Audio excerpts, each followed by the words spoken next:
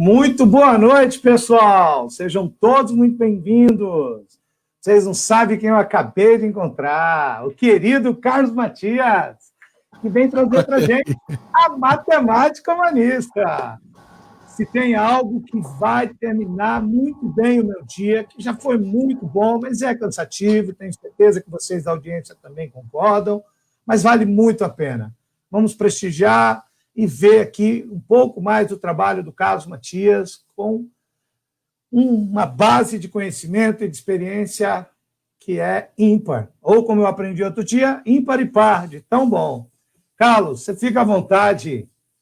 Muito bem-vindo e muito obrigado em nome de todos que o assistem agora. Maravilha, eu dou boa noite ao William, saúde a todos os presentes aí no evento. Super, parabéns ao Menopen, parabéns ao Márcio, a toda a comissão organizadora, muito lisonjeado com o convite para estar presente aqui com vocês, conversar sobre um tema muito sensível, muito difícil, um tema muito urgente, né, da gente conversar, da gente falar a respeito. Então agradeço muito novamente ao William e ao Márcio pela gentileza do convite, pela confiança na minha fala sobre esse tema. Tá? Então eu vou pedir a gentileza do William compartilhar. Eu já posso compartilhar minha tela? Já está aí a tela, está tudo bem? Então, eu vou hoje falar com vocês sobre as avaliações em larga escala e a BNCC, mas eu vou falar de uma maneira muito crítica, deixando-as quase que despidas diante de uma imagem de escola mais inclusiva, uma escola realmente para as pessoas, pelas pessoas, que eu chamo de escola humanista. Então a ideia é falar um pouco sobre as avaliações em larga escala, não uma ênfase muito grande, a minha ênfase vai ser, na verdade, maior na BNCC,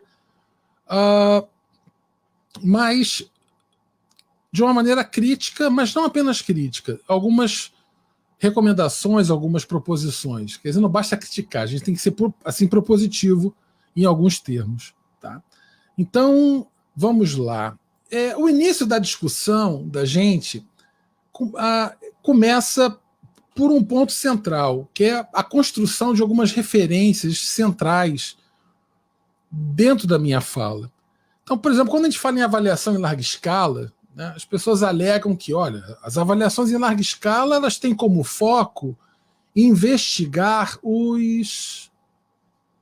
Quando a gente fala de BNCC, a gente fala que a BNCC é uma prescrição de apoio que busca inspirar a construção dos currículos. Então, é um ponto central da minha fala a questão do currículo. Então, não seria viável, no contexto da minha fala, deixar de falar sobre alguns pontos importantes. Quer dizer, em um primeiro momento, eu preciso, com urgência, na verdade, compartilhar com vocês algumas referências e percepções acerca do que seja currículo. Então, são percepções distintas sobre algo que tem múltiplas respostas. Não há uma resposta correta acerca do que seja currículo. Na verdade, há múltiplas respostas que variam ao longo do tempo, e eu acho que é muito complexo a gente discutir o que é currículo, e sim, talvez nós devamos encaminhar ou propor uma discussão acerca do que poderia ou que deveria ser currículo. Eu acho que esse é o grande ponto da minha fala.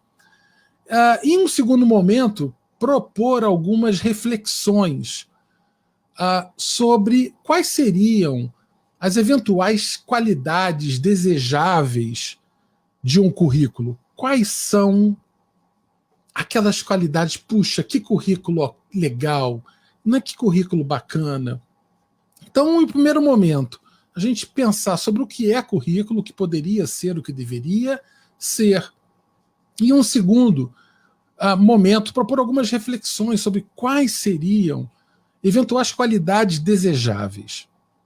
Bom, a tradição curricular que a gente vive na escola e na universidade, ela é, de uma certa maneira, quase que ainda uma persistência e uma insistência de um entendimento curricular que nasceu lá no século XVI, né, que a gente chama de paradigma moderno de currículo. Esse paradigma moderno de currículo, que nasce no século XVI, ele, na verdade, invade o século XVII, se consolida muito por algumas obras e referenciais que se deram na primeira metade, principalmente do século XVII, e também posteriormente no século XVIII. Então tem a ver com Comênios e Ramos, que são dois teóricos em avaliação e currículo, e ensino, enfim, do século XVI, e Descartes, por exemplo, o bom e velho Descartes, do Discurso do Método, a gente fala em 1637, de uma obra que influenciou o entendimento, a filosofia da ciência, e que trouxe a questão do método, da forma, de uma maneira muito contundente, e que acabou se aderindo a essa discussão sobre currículo. A nossa tradição curricular, ela se dá nesses termos herdados do século XVI, XVII, XVIII, e atualmente ela é meio que enviesada por teorias mais modernas, roupagens mais modernas, direcionamentos ou contextos um pouco mais distintos, tais como a teoria das competências e das habilidades. Então, todos os que estão presentes aí no chat, eu tenho certeza que já devem ter ouvido falar sobre competências, habilidades, etc. Então, isso é algo muito forte, principalmente no Brasil, desde meados da década de 90, quando o SAEB tornou-se o que é, né? Isso ganhou muita força, inclusive na área de educação e de currículo. Então, a gente está num momento, na verdade, no meio da década de 80, a gente começa a ter uma mudança, uma certa transição desse paradigma moderno em currículo para um paradigma que eu vou chamar de pós-moderno. Né? Então, esse é um ponto muito importante da minha fala. Quer dizer, no paradigma moderno, o que era antes, né, e ainda é muito que a gente herda lá do século XVI, currículo é algo normativo, é algo objetivo, é algo substantivo, sabe? É como se a gente falasse algo que o pessoal fala por aí com muita frequência: currículo é aquilo que você vai ensinar, currículo é aquilo que você ensina, é a coisa ou o conjunto de coisas que você vai ensinar. Currículo, no paradigma moderno, é controle. Então, currículo tem a ver com controle, com uma forma de encaminhar, tem a ver com essa questão do método, as práticas, como elas vão ser executadas, o método, a metodologia. Isso tem um foco muito grande. E aí, um ponto que ocorre com muita frequência, quando a gente fala em currículo, muitas pessoas falam: o Brasil é um país tão grande, repleto, constituído, né, pela conjunção, confluência de várias culturas, de várias referências culturais. A gente não pode ter um currículo, e outros falam que não, que tem que ter um currículo único. E aí, dentro do paradigma moderno, essa discussão entre devemos ter um currículo ou não devemos ter um currículo, ela se estabelece nos termos de alguém que defende um currículo único para todo mundo, e não importa, algo normativo, universal, que é o que a gente chama de visão universalista de currículo, e os defensores de uma visão relativista. A gente não tem essa coisa de currículo, cada lugar tem que fazer as suas coisas. Tal. Então, a discussão ela se dá nesses termos, dentro do paradigma moderno. Então, essa é um tipo de debate muito presente nas escolas sobre currículo. Então, no entanto, há posições distintas. outras perspectivas pós-modernas que levam essa discussão para um outro lugar. E eu quero chamar muito a atenção de vocês para essas outras posições. Primeiro, o pragmatismo no final do século XIX, o início do século XX, com o trabalho de Don Dewey, tem 2 livros espetaculares que Dewey escreveu: Democracia e Educação, Experiência e Educação. Nessas obras, ele evoca a experiência, aquilo que é vivido. Ele destaca, na questão do pragmatismo, a importância da experiência vivida, menos do método, da coisa a ser feita, e um entendimento da experiência vivida na escola, um destaque à experiência vivida. Então, é uma migração quase que de um entendimento substantivo da coisa para a prática vivida. Vai ficar mais claro na minha fala nos próximos passos. Então, o paradigma pós-moderno em currículo, ele ganha muita força com os trabalhos de Giroux, Pinar, Doll Júnior e Sacristan, principalmente. Doll Júnior é um que está em destaque, assim como Sacristan na minha fala hoje. Há as questões e toda a crítica pós-colonial, e a questão da decolonialidade, que é um momento que a gente está agora debatendo muito, mas que, na verdade, lá na década de 90, a gente já tinha discussões e críticas muito contundentes em educação matemática, por exemplo, com os trabalhos da professora Gelsa Nisnik, trabalhando com a educação no campo, o movimento sem terra. Então, há discussões incríveis, muito interessantes. E na questão do currículo, então a gente tem o trabalho da Catherine Walsh, do Quijano, do Escobar, do Mignolo. E, por fim, a questão do diálogo, da cultura, da complexidade. Então a gente tem William Pinar, a Truitt, Pratt, Morin, o Paulo Freire, querido mestre Paulo Freire.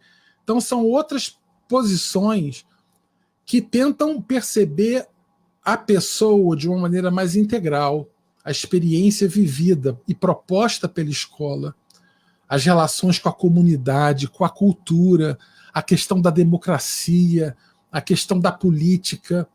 E as coisas no Brasil agora estão tão tensas que, quando a gente fala nisso em educação, se coloca como, mas como assim? Você tem que ser neutro, aquela coisa da escola sem partido, né? A gente defende, a gente não, eu não, mas algumas pessoas defendem a coisa da visão da educação sem partido, né?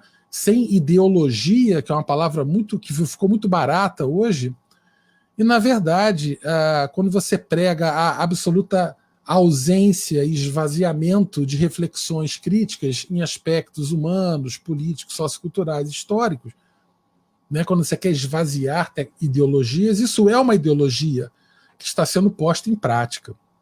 Então, essas outras posições, que eu chamo de posições pós-modernas de currículos, evocam um outro entendimento do currículo como experiência e não como um documento, uma prescrição, uma regra, um controle normativo sobre o que acontece na escola. Então é uma outra percepção, é outro entendimento.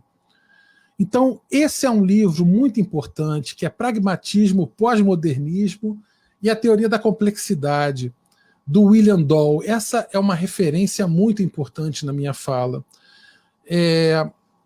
Dentro desse livro, o William Doll ele destaca o que ele chama de 5 Cs. São 5 coisas que ele começa com C, tá? Então, eu vou falar agora sobre a primeira. A primeira é o que ele chama de currere. Na verdade, currículo, quando a gente fala a palavra currículo, a origem etimológica dessa palavra vem de currere ou de cursos, na verdade. Ambas, né, referem-se o currere no sentido de correr. No entanto, quando a gente fala em currículum, você pode entender esse correre, esse correr, acaba sendo entendido de duas maneiras diferentes. Isso é muito importante com o que eu vou falar na minha fala. A gente pode pensar o ato de correr pensando na pista de corrida, o percurso de corrida. É como se fosse percorrer. Então eu posso imaginar o correre em um sentido mais substantivo, olhando a pista, a coisa. E eu posso pensar, né, também de um outro sentido, pensar na experiência do corredor. Quer dizer, imagina a pessoa correndo naquela pista. Esquece a pista. Como o corredor se sente? A experiência vivida pelo corredor. Então, novamente, são dois entendimentos muito distintos. Um mais substantivo, que percebe o correre, o currículo, de maneira substantiva, a ênfase na coisa. Esse é o paradigma moderno. O paradigma pós-moderno, ele olha para a experiência do corredor. Ele olha para aquilo que é vivido, é experimentado, né, dentro do espaço escolar. E entendendo o espaço escolar não necessariamente como a área interna da escola, né, entendendo escola como uma instituição sociocultural que invade casa, invade comunidade, bairro. Tá? Então, como tem escola no bairro, tem bairro na escola. Então, tudo isso é muito grandioso e muito importante. Então, a discussão que o William Doll traz em relação ao correre a gente vai olhar, então, o currículo como uma pista, a coisa, o trajeto, ou a gente vai olhar para a experiência vivida pelo corredor? Esse é o grande ponto. Os outros 6 são complexidade, no sentido de entender a construção de saberes de uma maneira mais ampla, mais interligada, mais tecida, não talvez tão disciplinarizada, mas inter ou transdisciplinarizada, né? Saberes com menos caixas, com menos potes, mais complexo. Né? A cosmologia, que são entendimentos culturais mais amplos, né? As crenças, os entendimentos, os mitos, né? A conversa, o diálogo, né? E a comunidade. Então eu destaquei esses dois em amarelo, o correre, né? Como a experiência vivida ou a pista, e a comunidade, a questão da comunidade no currículo. Isso é muito importante. Né? Bom, vamos lá. Então, o local da minha fala sobre currículo, qual é? Então, agora que eu falei desse panorama geral sobre currículo, eu queria falar um pouco do local da minha fala aqui. Então, o centro da minha fala, do que eu vou entender como currículo, é Sacristã. Tá? Então, Sacristã e Pérez Gomes, então tem esses 2 livros, são fabulosos, eu recomendo a todos, é um currículo, uma reflexão sobre a prática, e compreender e transformar o ensino. Tá? Então, esses 2 livros são excelentes. Eu vou falar bastante sobre isso agora. E o Doll Júnior, naquele livro que eu botei há pouco, sobre pragmatismo, complexidade, enfim. Tá certo? Bom, então esse é o local da minha fala. O Sacristã, só para vocês terem uma ideia, ele fala uma coisa muito interessante, justamente na obra de 2000, que é currículo, ele entende como a concretização das funções da própria escola e a forma particular de enfocá-las no momento histórico e social determinado. Então percebam a diferença desse entendimento de currículo, que é um entendimento absolutamente relacionado à experiência, à concretização das funções da escola, né? O momento histórico, a questão social, a comunidade. Então isso tudo tem relacionado com a experiência, com o momento vivido. E quanto no olhar moderno de currículo, para essa turma, currículo é aquilo que se ensina. Confundem currículo com grade curricular. Né? Grade no sentido de prisão mesmo. Né? Terrível, terrível. Então, o Sacristã, ele propõe algumas dimensões do desenvolvimento curricular. E aí eu quero colocar A Noêmia está falando uma coisa excelente. Ela fala que há o currículo prescrito e há o currículo vivido. Exatamente. Esse é o ponto que eu quero chegar, né? Essas são as dimensões do desenvolvimento curricular que o Sacristã coloca. São essas 5 caixinhas que estão aí. Eu vou percorrê-las de cima para baixo. Tá? A primeira caixinha é o currículo prescrito. Esse seria o documento. Sabe? Como a coisa escrita. O bloquinho de papel, o caderno, é o documento. Então, essa é a dimensão do currículo prescrito. É um registro do que está colocado em termos curriculares. Há um segundo momento em que esse currículo prescrito ele acaba sendo, obviamente, divulgado, compartilhado socialmente, e as editoras, produtoras de livros didáticos, autores de livros didáticos, produtores e autores de materiais, etc., eles começam a construir os seus livros, os livros didáticos, né, inspirados naquilo que está prescrito no documento. Então, o currículo ele é meio que apresentado ao meio, né, e acaba sendo apresentado pelos professores dessa maneira, pelo livro didático.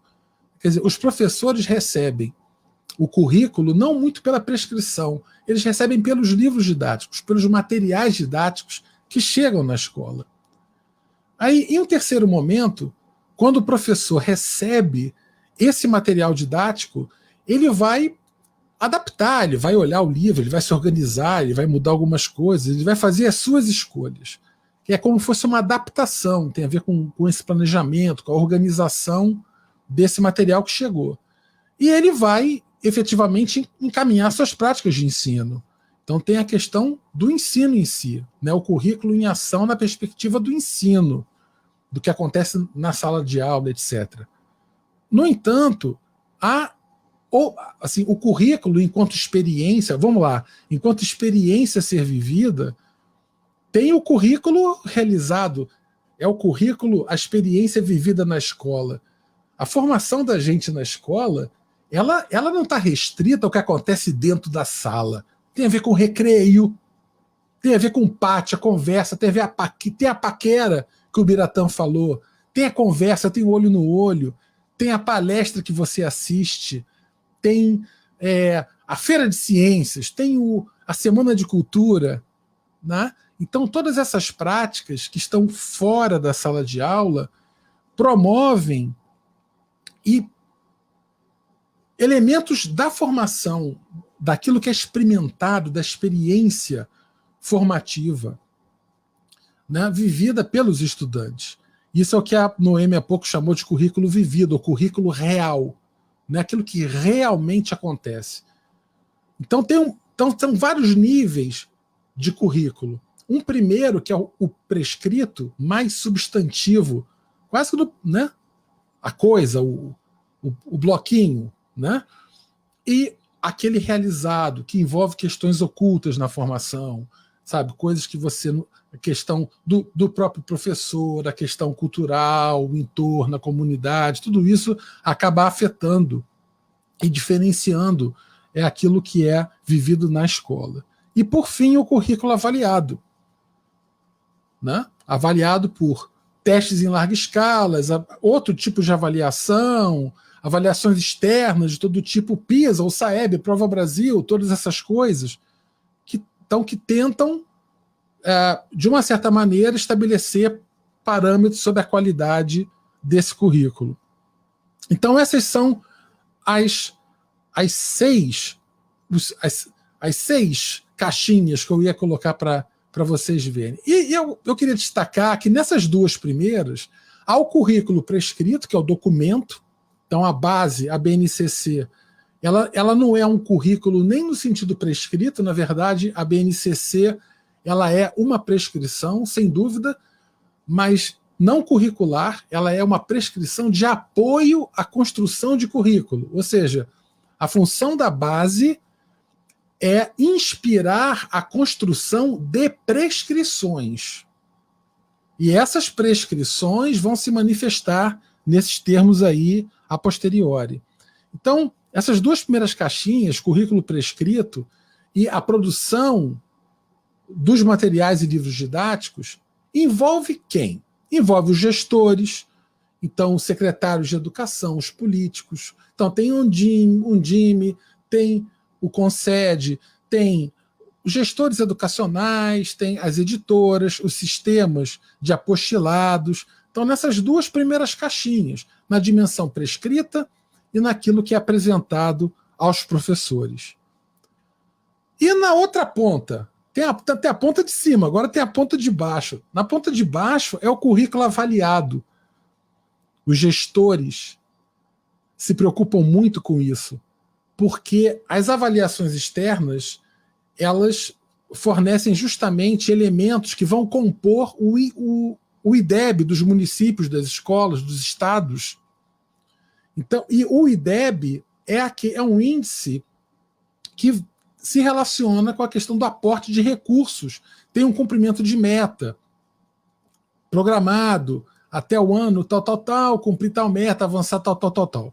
Então, o que eu quero dizer é que nas duas pontas dessas dimensões do desenvolvimento curricular estão os gestores, ou o gestor, né, na questão da divulgação de um currículo de interesse, né, editoras e sistemas educacionais na ponta de cima, e na ponta de baixo os gestores, né, e os sistemas de aplicação de testes, empresas que aplicam testes, né, que fazem avaliação em larga escala, né? Maravilha. Bom, aí o ponto que eu quero falar é esse meio aqui, ó. E esse meio verdinho? Esse meio verdinho é onde está a escola, gente. A escola está nesse meio verde, que é quando os livros didáticos chegam e entram na escola e os professores começam, né? Então aqui começa o PPP da escola, a escola que vê a prescrição, que vê os livros didáticos e montam os seus PPPs, como que os professores vão adaptar esses materiais e vão construir em acordo com o PPP da escola, com as referências curriculares prescritas, etc. E a escola está nesse meiozinho colorido de verde. A maioria das pesquisas em educação matemática hoje, elas se dão nesses aspectos. É onde está ensino e aprendizagem, é onde está avaliação em sala de aula, a questão da formação de professores. Então, por exemplo, nos cursos de licenciatura, atualmente, a maioria das discussões e da formação dos professores, hoje nas universidades, está inscrita em elementos que acontecem nessas caixinhas verdes. A gente fala muito pouco na universidade de, por exemplo, avaliação. A gente fala muito pouco na universidade sobre currículo, ou sobre história do currículo, né? Há áreas de pesquisa em educação matemática, como a história da educação matemática, por exemplo, que pesquisa, né, a história dos currículos, na questão da história dos currículos mais relacionados e dos movimentos curriculares associados na matemática, etc. e tal. No entanto, o centro da formação de professores ainda está muito inscrita dentro daquilo que acontece na sala de aula. Essas primeiras etapas, tanto na questão da prescrição, a questão legal, tal, da organização, e na questão da avaliação, isso tem muito pouca carga nos cursos de formação de professores. Então é muito conteúdo e metodologias de ensino, tá? E aí, quais são as consequências que a gente vive, que a gente colhe, na verdade, desse entendimento de currículo de maneira substantiva, né? Entendendo o currere como a pista, é o olhar moderno, a coisa substantiva. Quais são as consequências, né? Qual é o senso comum quase que a gente tem hoje nas escolas sobre currículo? As pessoas olham muito mais a prescrição, olham muito mais os materiais didáticos, olham muito mais as metodologias, sabe? Olha as avaliações, olham as coisas como sendo os determinantes e indutores das ações curriculares. Então, a gente olha muito as coisas. Essa é o hábito quando você percebe currículo ou curréria de uma maneira substantiva. Você vai para as coisas. Então, ganha destaque, por exemplo, os conteúdos e a identificação de currículo com grade curricular, que eu falei há pouco. No Brasil, essa percepção substantiva de curréria, né, que é essa percepção moderna de currículo, ainda se adere o fato de que, historicamente, a questão da implementação e o acompanhamento dos currículos sempre foram os pontos de maior fragilidade. Sempre foram o calcanhar de Aquiles. Por exemplo, os PCNs. Os PCNs são referências curriculares fundamentais, muito importantes, que não foram obrigatórias, como é a base. Não foram obrigatórias, mas ainda assim cumpriram uma grande função, induziram muitas pesquisas em educação matemática e tudo.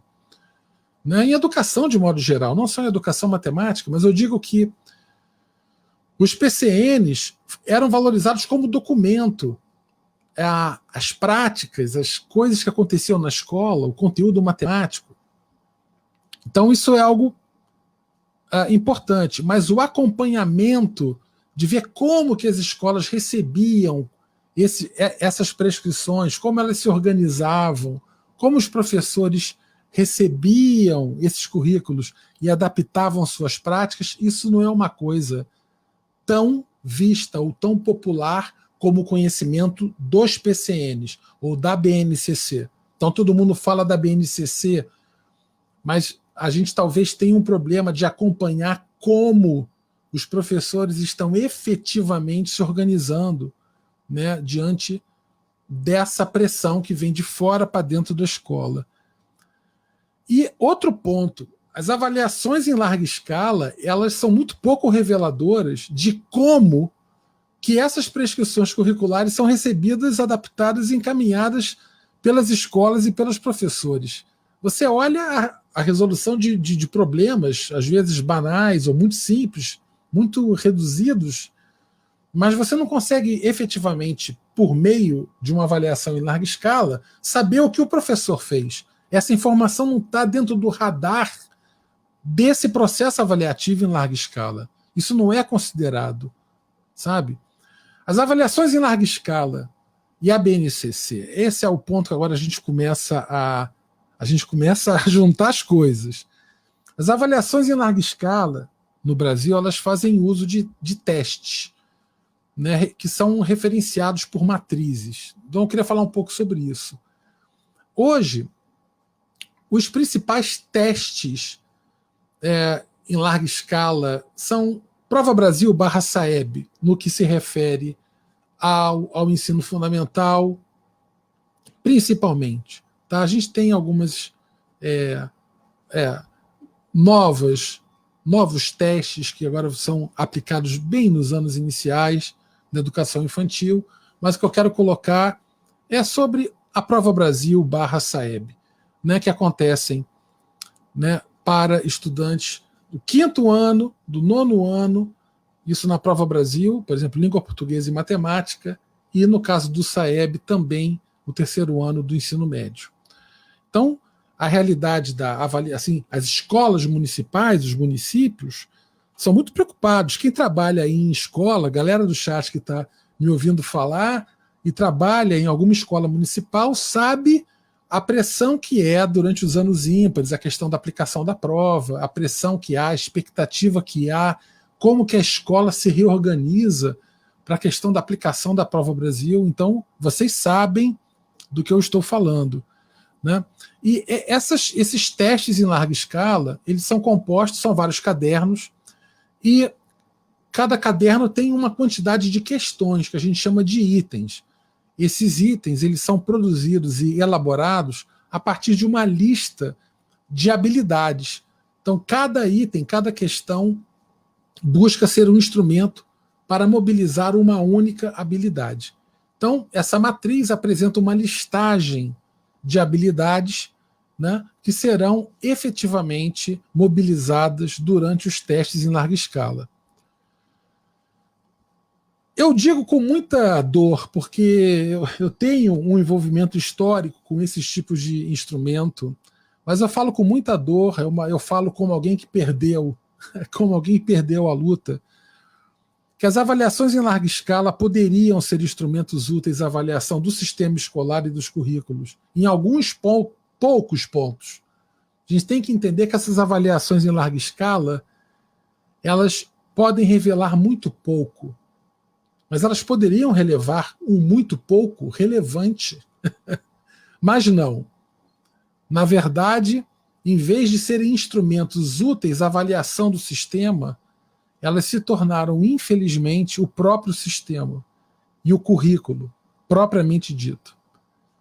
Hoje, no Brasil, o que acontece dentro das escolas públicas é efetivamente são satélites do que acontecem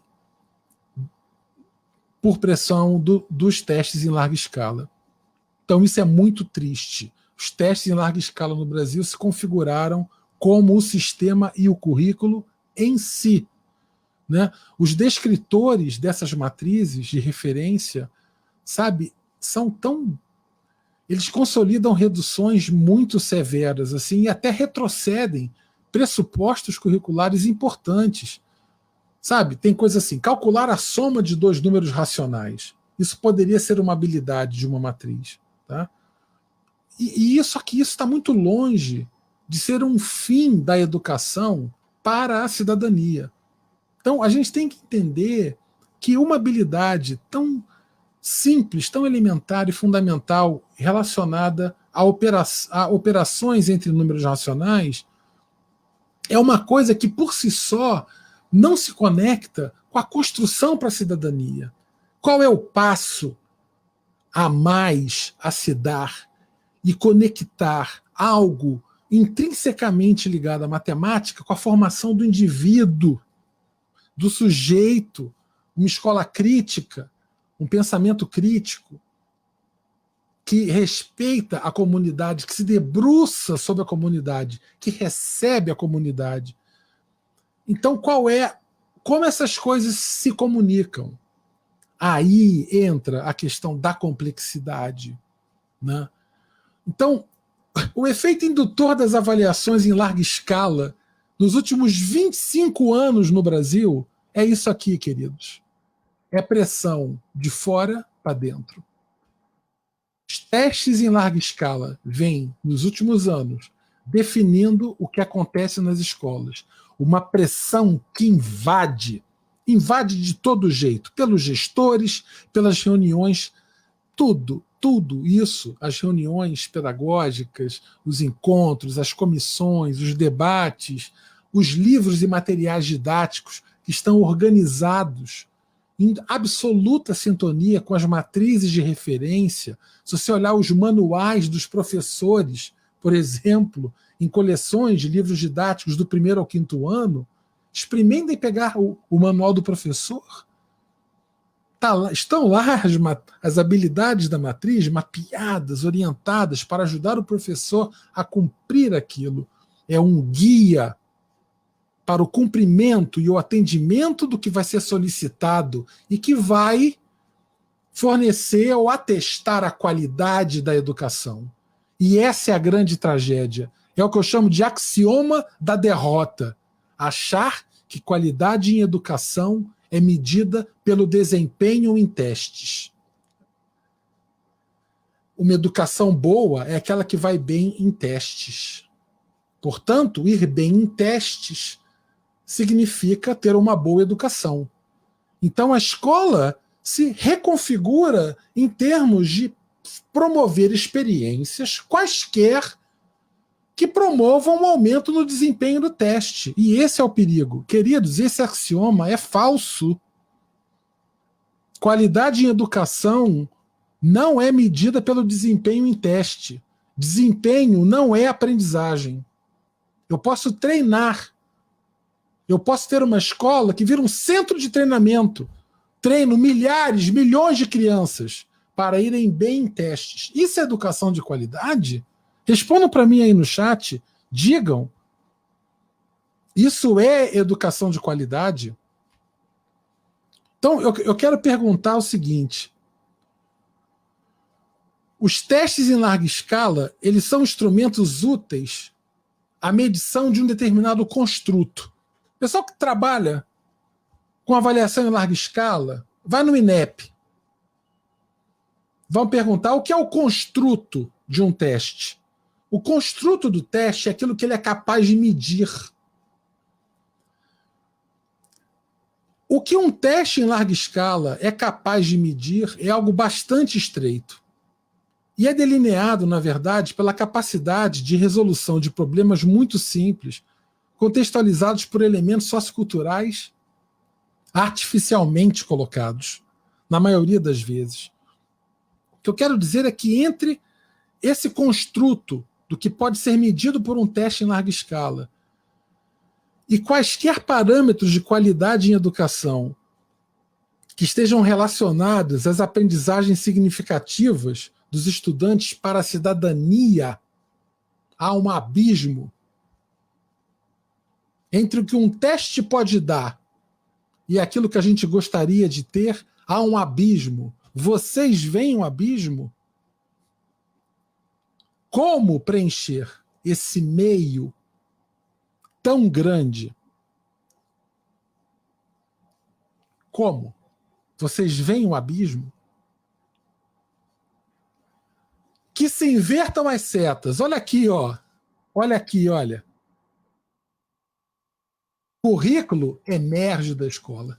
O currículo real, ô Noêmia, o currículo real que acontece dentro da escola, ele é que tem que emergir e sair da escola. É ele que sai. Currículo é do chão da sala de aula para fora. É de dentro para fora. E quando eu falo de dentro, não é dentro do prédio. É a comunidade que está dentro do prédio. Escola não é o prédio. Escola é comunidade, é bairro, são pessoas. Então, estreitando olhares sobre a BNCC, vamos falar sobre a BNCC agora com mais cuidado. A BNCC tem 10 competências gerais. Vocês já devem ter visto essa figura 1 milhão de vezes. É uma figura que apresenta questões fundamentais e muito interessantes e muito ricas, uma perspectiva da educação integral.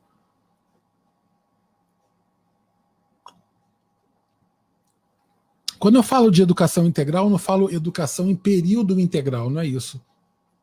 Eu falo educação integral, que olha o sujeito como um todo, não é só o conteúdo, a habilidade cognitiva, como ele pensa, o conteúdo matemático.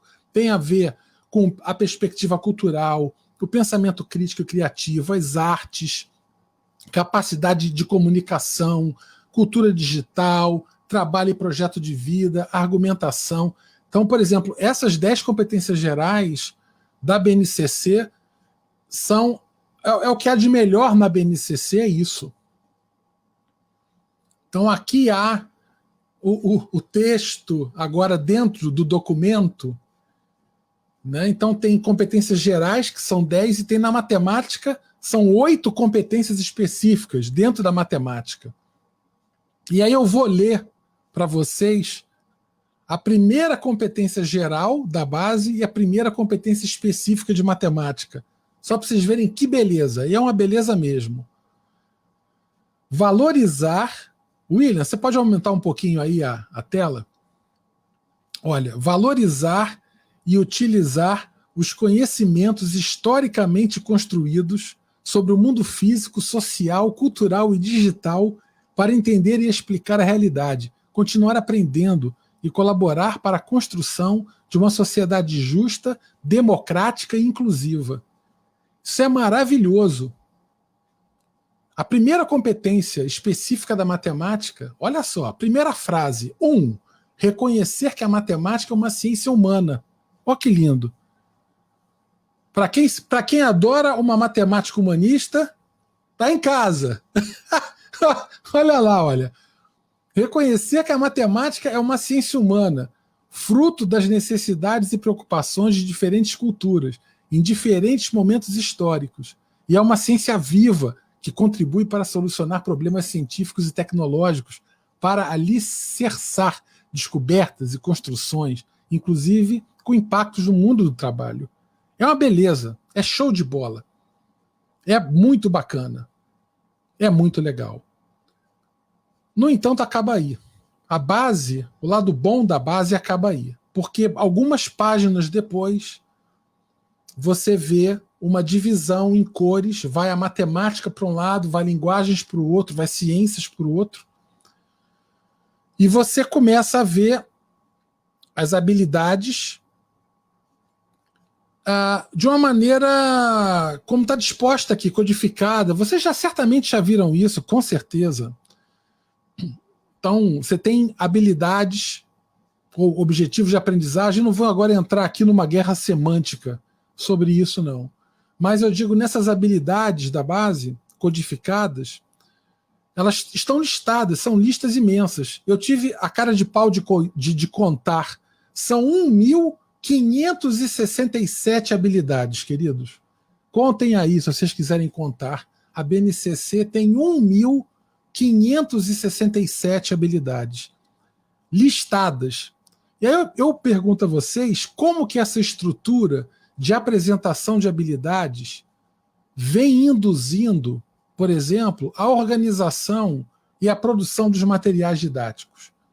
Veja, a base tem como função induzir a construção de currículos. Você quer induzir a construção de currículos. Então, a minha pergunta é, com essa listagem, como se dá essa indução sobre a organização e a produção de materiais didáticos, que está naquela nível 2, lá do Sacristã? Digam aí para mim. Como afeta o planejamento dos professores? Será que a gente vai ter uma aula sobre EF03, MA07? Ou uma apostila fechadinha, a construção no GeoGebra, a aula toda montadinha para você desenvolver no estudante a habilidade EF03, MA07? Será que a gente não corre um risco de acabar induzindo, entendendo que o papel da base é promover uma indução, né, de construção, de referenciais curriculares e tudo mais? Será que essa indução não pode se dar nesses termos? Pergunta.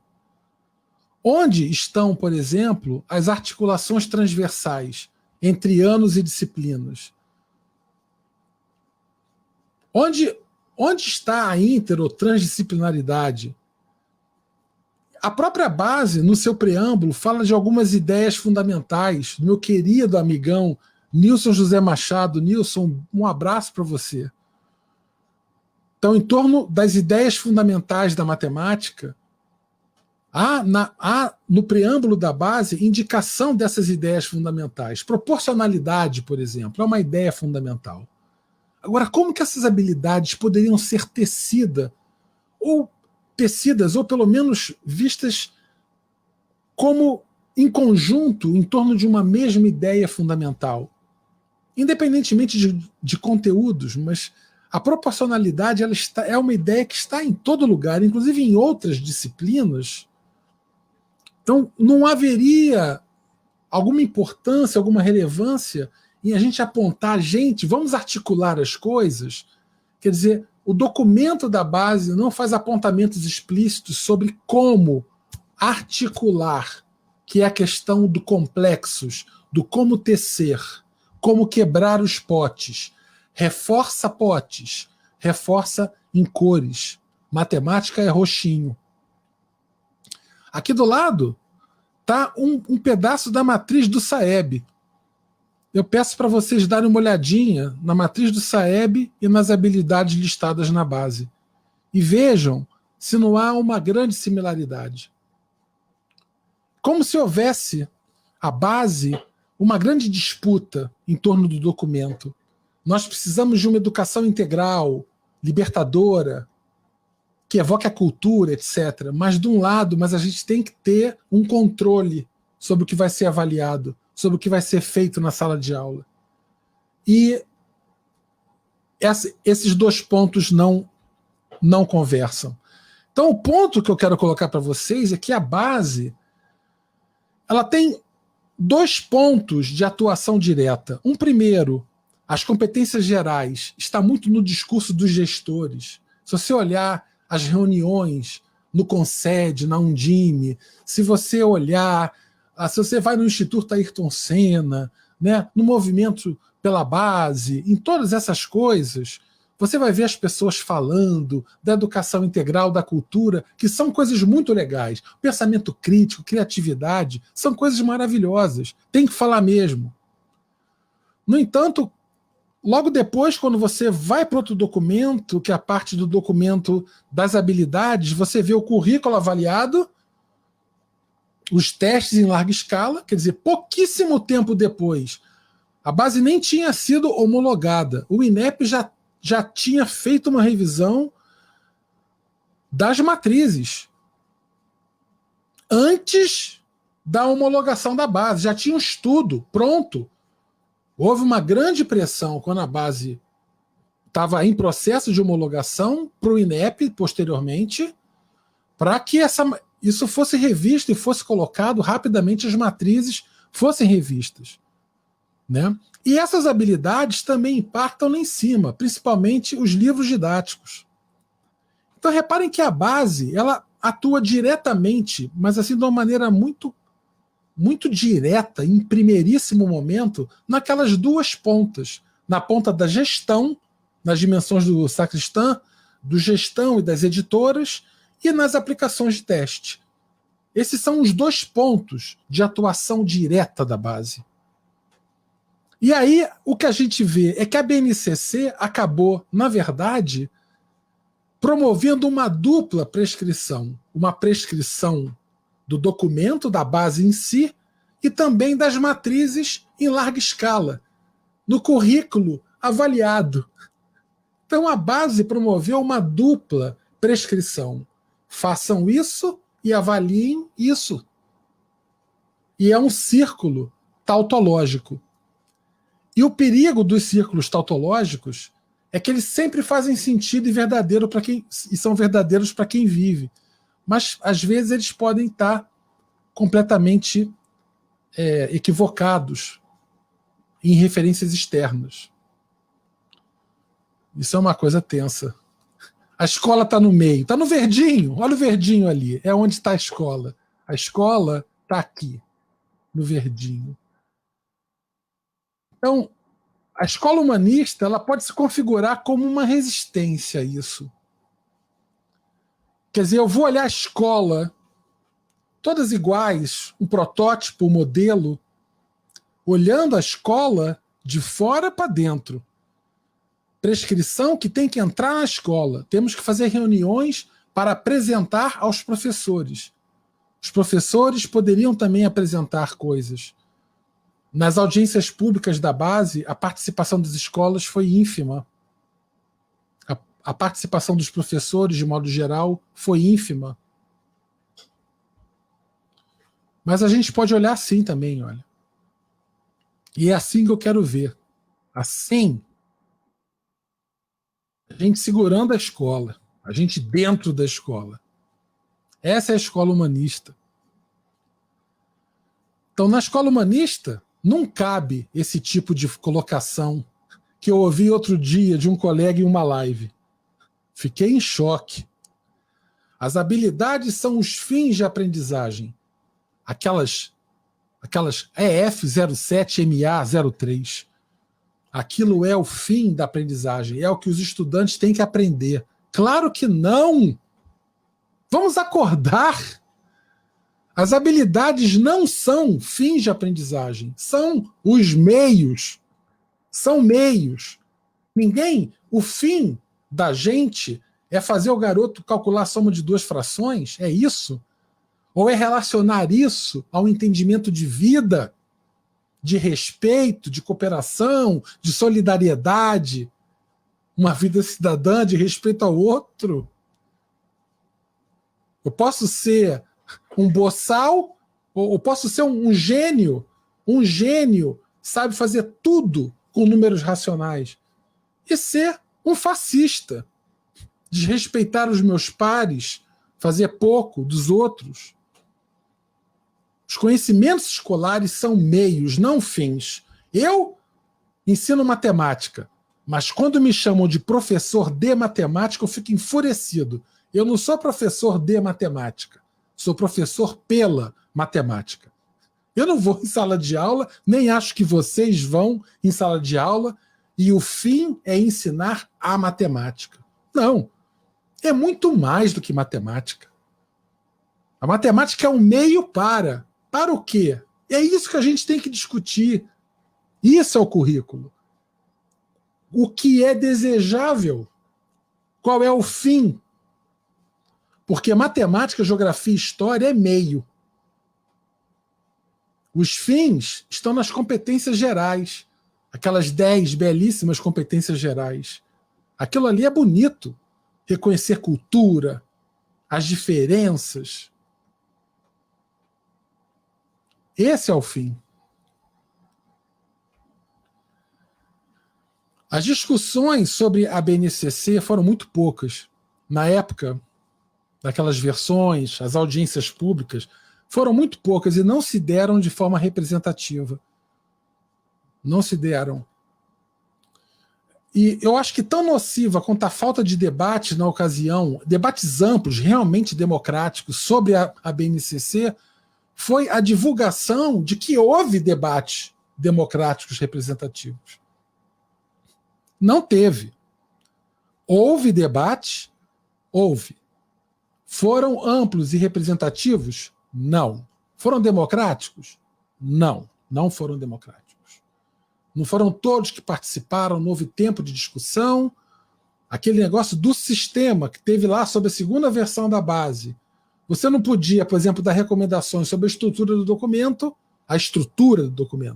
Você podia mudar o texto das habilidades. Mas não é isso. E se eu quisesse sugerir outra coisa? Então, houve pouco.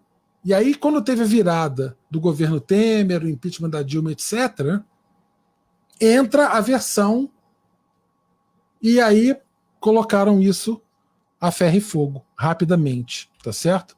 As escolas não participaram das audiências públicas, eu falei sobre isso há pouco. E as discussões, em geral, nessas reuniões e audiências públicas sobre a base, elas eram sobre detalhes de conteúdo, se a habilidade tal não deveria estar em tal ano, deveria estender, o texto deveria mudar, algumas questões ligadas à educação infantil, que, por sinal, são 3 referências bem diferentes. Se você olha a base para a educação infantil, a base do ensino fundamental e a base do ensino médio, são 3 coisas diferentes. Falta uma unidade. Assim. É claro que foi feito por 3 grupos diferentes e não houve um tempo para amadurecer um consenso como uma grande história curricular. Não houve tempo. Eu entendo as dificuldades. A base está posta. Ela está aí. E o que eu quero colocar para vocês é e agora? Como a gente pode reagir a isso? Tá? Então, há algumas ausências importantes na base que eu acho que não são muito admissíveis em um documento que busca ser uma prescrição, né, quer dizer, de induzir currículos. Quer dizer, você fez a base, ela é um documento para inspirar a construção de currículos. E eu senti ausências muito importantes que eu queria compartilhar com vocês. Primeira ausência. Não se fala sobre a Constituição ou a compreensão dos direitos no contexto brasileiro, o valor da democracia. Isso não está na BNCC, sabe?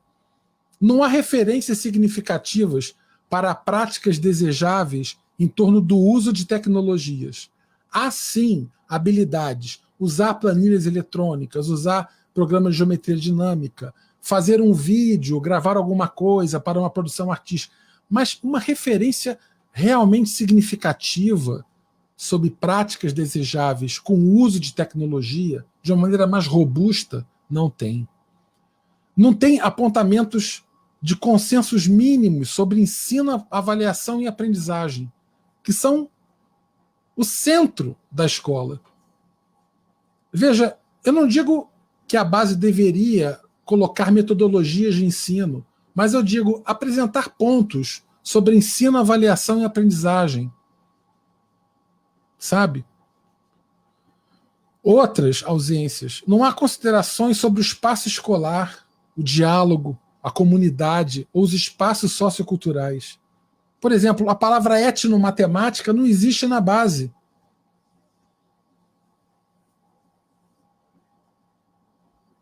Não se fala sobre educação de jovens e adultos. Não se fala sobre inclusão, elaboração de projetos transversais ou transdisciplinares. Diante de tanta granularização, de tanta capilaridade, tanto engessamento em caixinhas com cores e 1 milhão de listas de coisas, a gente não fala em articulação. A gente não fala em inclusão. Então, o que a gente vai conseguir induzir por meio de um documento com esse perfil? Sabe, não há perspectivas interdisciplinares mínimas que até amorteçam um pouco dessa fragmentação, sabe?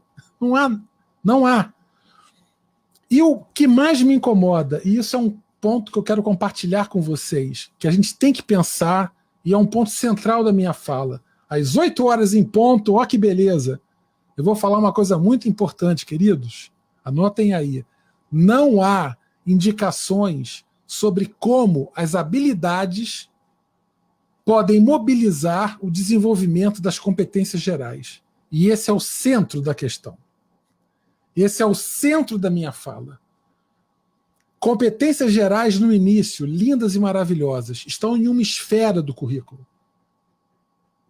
Mas há um ponto da sala de aula que invade os livros didáticos, invade a prática dos professores, a sala de aula, que é a parte das habilidades. Como há alguma orientação sobre como considerar essas habilidades de modo a proporcionar ou desenvolver essas competências gerais? Não. E esse é um ponto. E as habilidades são muitas. As habilidades na BNCC são muitas. E falam que a BNCC é 60% do que 40% é das escolas. A base é um documento inchado, lotado de coisas. Já há colegas que estão apontando quais são as habilidades fundamentais da base, aquelas que realmente são centrais, porque há tantas que já é claro que não é possível fazer aquilo seguindo-se uma abordagem longitudinal. Você tem que ter alguma coisa transversal, que articule e que faça um monte de coisas ao mesmo tempo. Então, perguntas que devem ser feitas, eu acho, para a gente pensar. Deveria um documento que apresenta pouco mais do que uma grade e uma lista de coisas ser uma base de indução curricular? Quer dizer, o que um documento com esse perfil pode de fato induzir? O que ele é capaz de induzir, tendo esse perfil? Eu reconheço que há avanços até em termos de conteúdo. A educação estatística, o pensamento algébrico, vários detalhes muito importantes, educação financeira, muito interessante. Eu não estou entrando nesse ponto. O que eu estou criticando é, olhando o perfil do documento, qual o entendimento que isso promove? Será que a gente não vai estar reforçando uma certa desarticulação de conteúdo já tão consolidada na educação básica e nos cursos de formação de professores? Cursos de professores 3+1, até hoje. Escolas com disciplinas. 7º ano, geografia, quarta-feira, de 10 a meio-dia. Puxa vida! Tudo com hora, marcado. Puxa! Algumas proposições. Está acabando a minha fala. Algumas práticas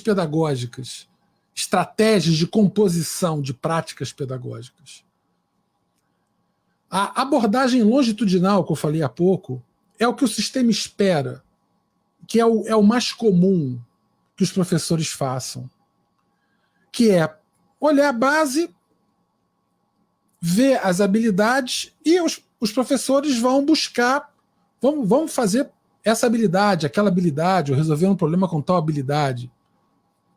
Então você acaba promovendo ações que são mais ágeis, tem um espectro bem local, né, em cima daquela habilidade. Ela é bem restrita de uma maneira geral, né? Não envolve múltiplos conteúdos, é algo bem dentro daquela habilidade, é um corte fino e vertical. Aprofundamento nos conteúdos, quer dizer, normalmente o professor vai focar naquele conteúdo ali, fazer uma revisão e mergulhar no conteúdo, nos objetos de conhecimento, e passar problemas, exercícios muito simplificados de uma maneira geral, dentro do que é viável na escola. Quer dizer, os livros didáticos trazem problemas que não são reais. São problemas arquitetados para serem de resolução viável no contexto de sala de aula.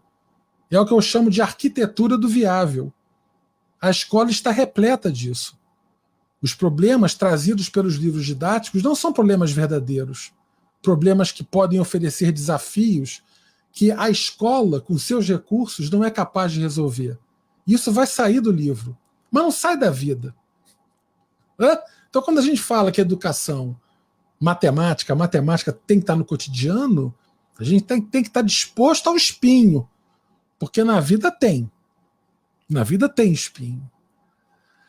E aí vem a abordagem transversal, que é a minha grande proposição da noite para vocês. É muito importante a gente pensar sobre isso.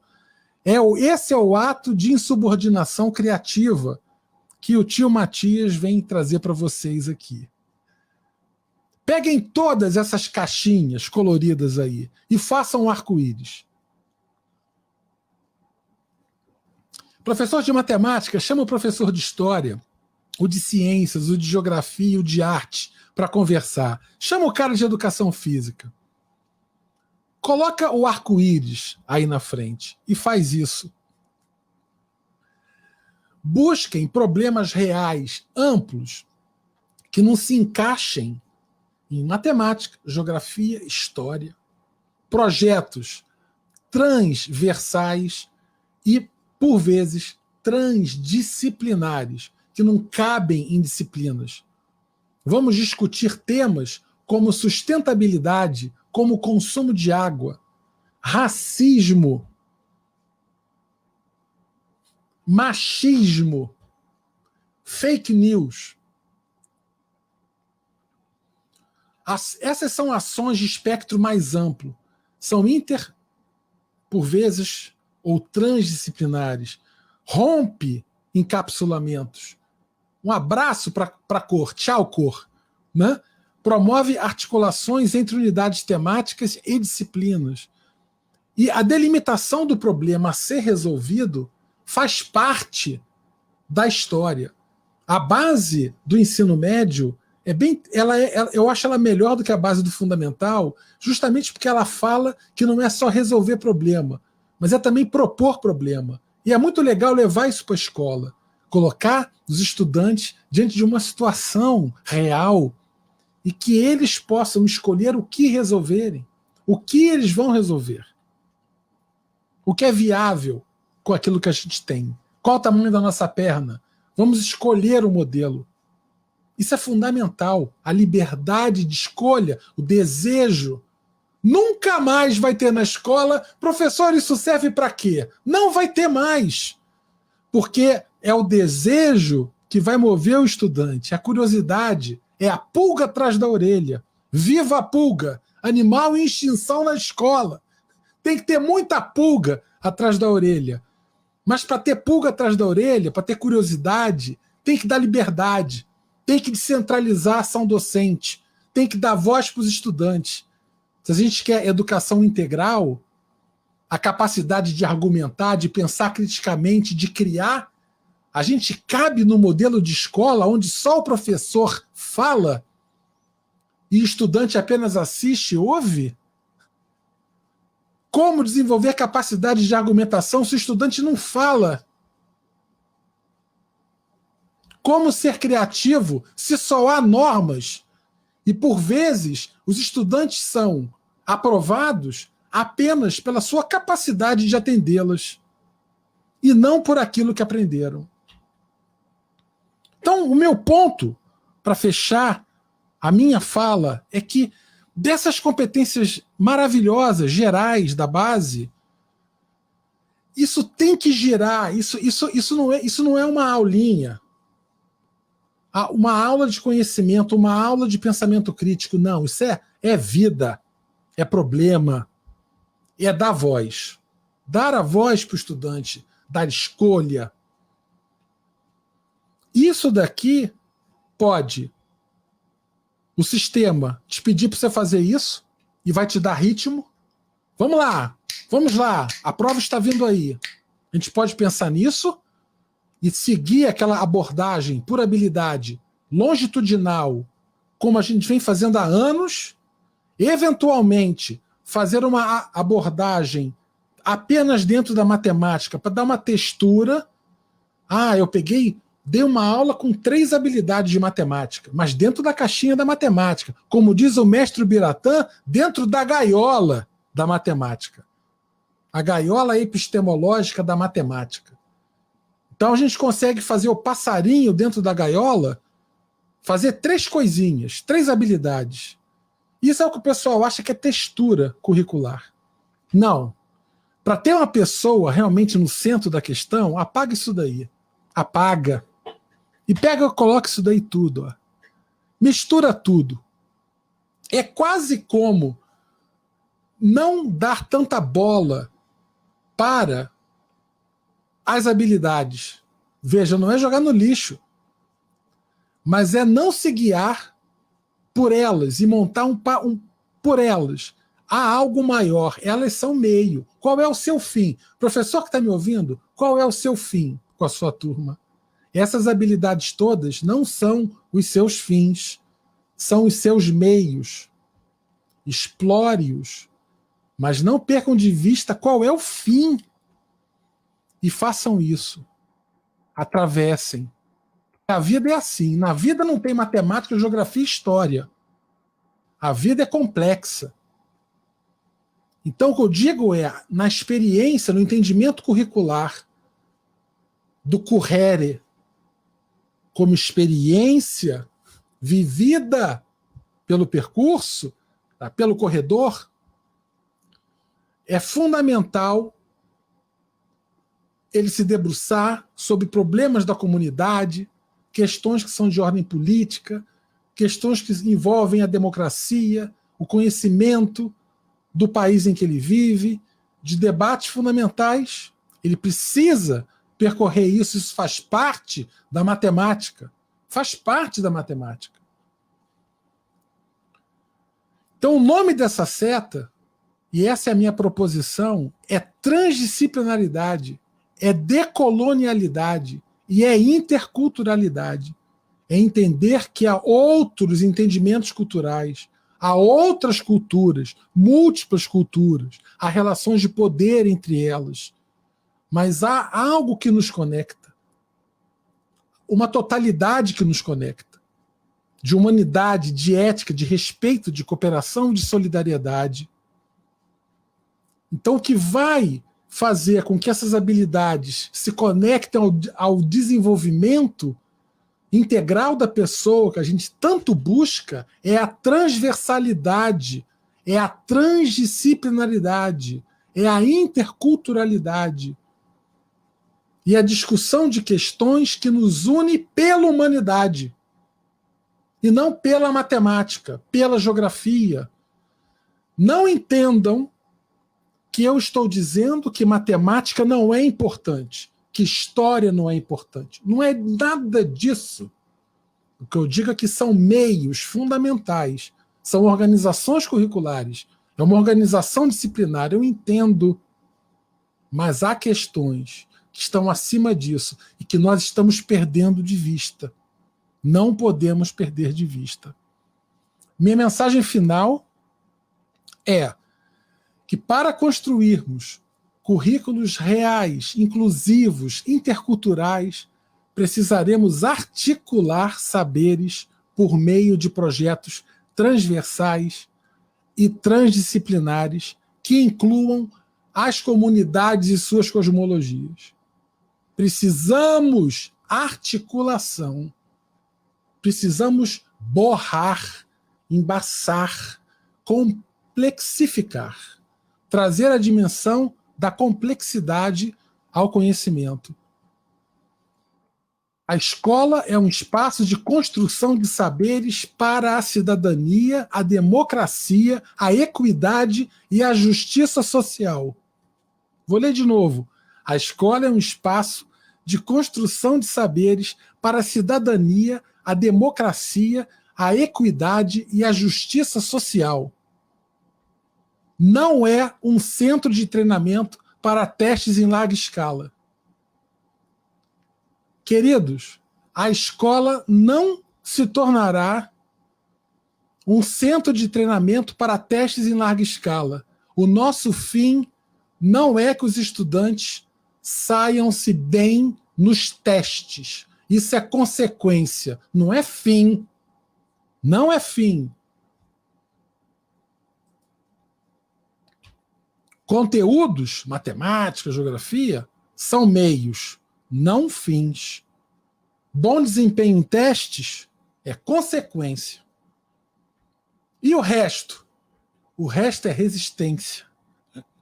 Tá legal, queridos? Muito obrigado a vocês. Eu quero agradecer a presença, pedir para que quaisquer colocações, perguntas, dúvidas ou críticas, elogios, carinho, enviem uma mensagem para esse e-mail, se caso não dê tempo de responder tudo. Eu desejo a vocês muita força nesse final de ano, nesse momento tão delicado que a gente está vivendo. Eu entendo que a Base Nacional Comum Curricular é algo posto, algo que estava na Constituição. Eu entendo fundamentalmente o papel da LDB, de outras prescrições fundamentais. Eu entendo. O que eu estou falando é que essa é uma contribuição, não é uma simples crítica, né? É uma contribuição para a gente conseguir aproveitar a base da melhor maneira. Porque há infinitos jogos de poder transitando em torno desse documento e envolvendo o trânsito das práticas pedagógicas e de avaliação dentro das escolas.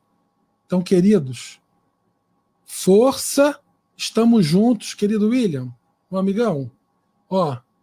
Um abraço, obrigado, e eu fico à disposição aí para responder perguntas. Se houver alguma coisa, eu fico à disposição. Ainda bem que você adivinhou pelo e-mail, né, irmão? Porque senão a gente já fica aqui para as palestras de amanhã. Deixa eu engolir um pouquinho aqui. Eu acho que isso deve representar o sentimento de muita gente. Muita gente feliz, cara. Muita gente feliz, muita gente preocupada. Deixa eu anotar uma coisa aqui. Assim, é claro que é uma leitura, né? Você também faz isso, escolhe alguns comentários quando eles são, assim, uma grande quantidade. Eu vi uma que eu achei que sintetiza um sentimento interessante. Era aí. A pessoa está aqui, olha, cara, fala com isso. E os resultados catastróficos das avaliações em larga escala no Brasil, como entender isso? Essa é uma ótima pergunta, Fran. O que eu quero dizer para você é o seguinte, assim, a gente tem um desenho do que acontece na escola e a gente sabe que não está bom, não está bom. Esse ataque às avaliações em larga escala não é uma afirmação de que está bom, que as coisas estão bem, né? O meu ponto é justamente esse. Boa parte do que vem acontecendo hoje, em termos de resultados catastróficos no Brasil, é muito da dificuldade do sistema em conseguir promover uma experiência formativa que vá além da formação para testes. Então, a gente tem hoje um sistema que envolve professores, a desvalorização do professor, uma escola falida, sem estrutura, né? Uma luta, a gente fazendo milagre dentro das escolas. Tudo isso está contido na nota do teste em larga escala. A desigualdade social profunda, né? Então, todos esses pontos estão na nota. Então, não é uma questão da gente imaginar que a gente vai achar uma fórmula mágica para resolver. E eu tenho a certeza que se a gente tiver um posicionamento mais complexo e mais articulador e conseguir engajar os estudantes de uma maneira mais ampla, o resultado em testes poderá melhorar. E digo para você uma coisa que você vai ficar assustada, Fran. Você vai ficar assustadíssima com o que eu vou dizer. A educação brasileira pode melhorar em vários aspectos sem que exista uma modificação em pontos que essas avaliações em larga escala medem. Ou seja, pode acontecer da educação melhorar em vários termos e não ter um efeito imediato detectado pelas avaliações em larga escala.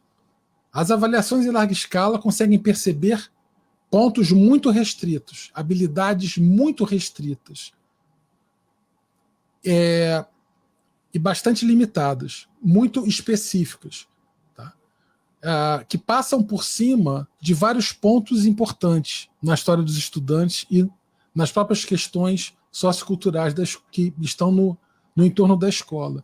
Então pode acontecer de você ter uma escola mais inclusiva, os estudantes conseguindo construir aprendizagem, e na hora que ele vai fazer um teste padronizado, ele não vai bem.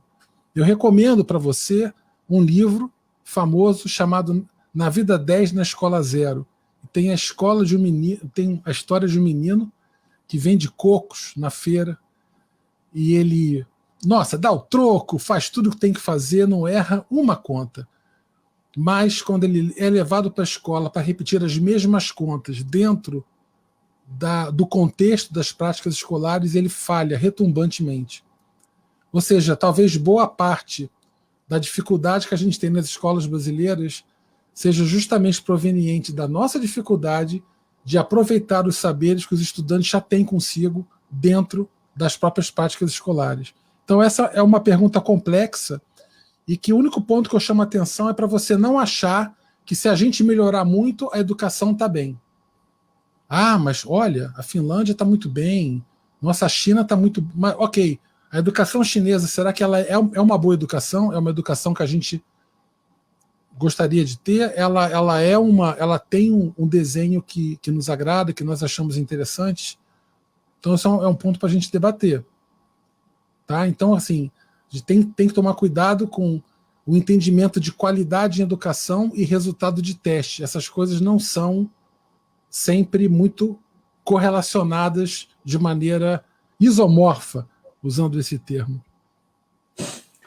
Carlos, vamos fazer um combinado? Vamos reforçar, gente. Vamos ao canal da Matemática Humanista. Não vejo outra saída. Lá ele tem um outro espaço, uma continuidade de discussão. Então, eu estou fazendo isso para implorar por perdão, cara. Eu vou escolher mais umas perguntas.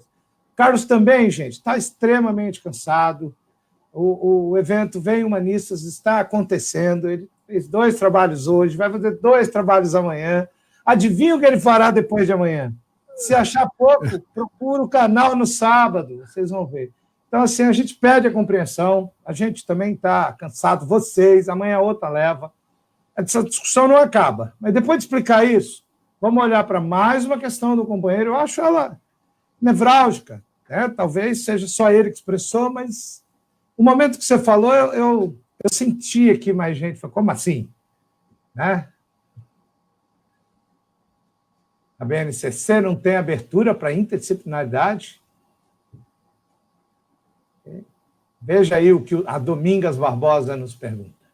Maravilha.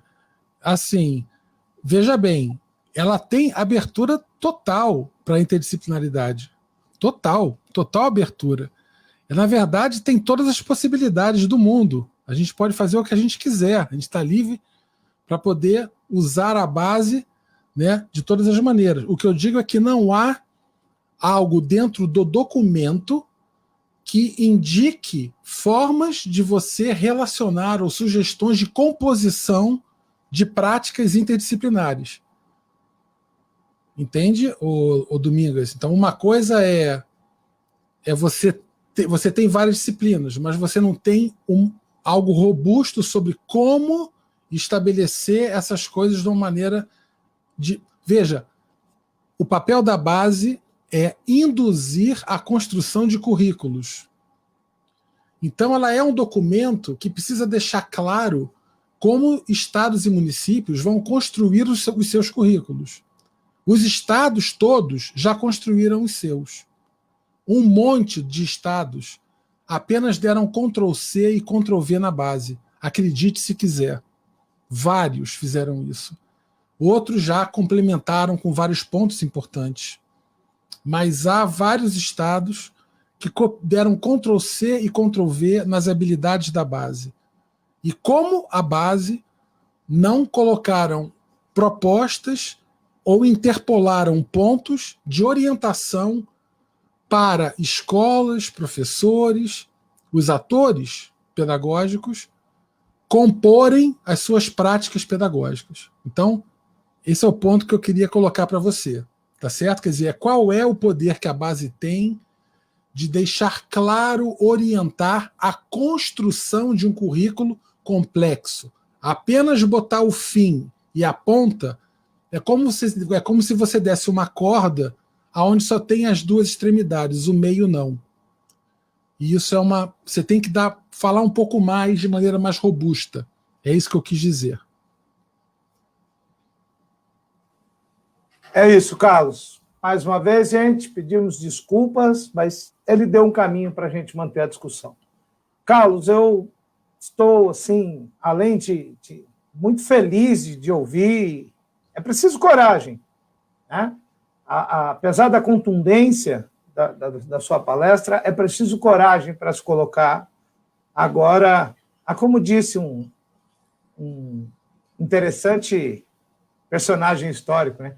Há forças ocultas demais se movimentando. Sim. Há interesses para lá de mercadológicos. E eu agradeço, acredito que todos vão voltar a essa gravação e conversar com você, consigo. Estamos juntos, né? Acho que é uma boa frase que eu vi diversas vezes. São incontáveis as felicitações e os agradecimentos, meu irmão. Maravilha, William, agradeço. Vamos descansar. Obrigado por me receber. Um abraço a todos, aí uma boa noite, um bom descanso. Que sejam, assim, a ideia é dar uma sacudida para a gente pensar. Então, se já deu a sacudida, está tudo bem. Tá bom, queridos? Um beijo, saúde para todos. Valeu.